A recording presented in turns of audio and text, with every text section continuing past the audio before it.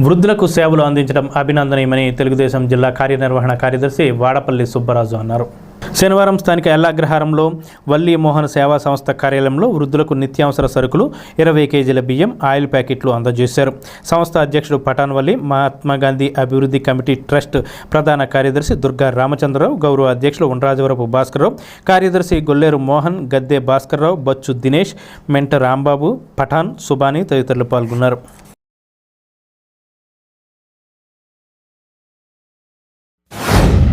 ఈ సమితి స్థాపించి 5-6 నెలలు అయింది. వల్లి రామచంద్రరావు రెడ్డి, ఈయన భాస్కరరావు, మోహను వీళ్ళందరూ మంచి నిర్ణయం తీసుకుంది పేదలకి ఇబ్బందుల్లో ఉన్న వాళ్ళని ఆదుకోవడం జరుగుతుంది. ఇలాంటి మంచి కార్యక్రమాన్ని తలపెట్టిన ఈ టీంకి నేను అభినందనలు తెలపడం జరుగుతుంది. మేము ఈ వల్లి మోహన్ సేవా సమితికి కూడా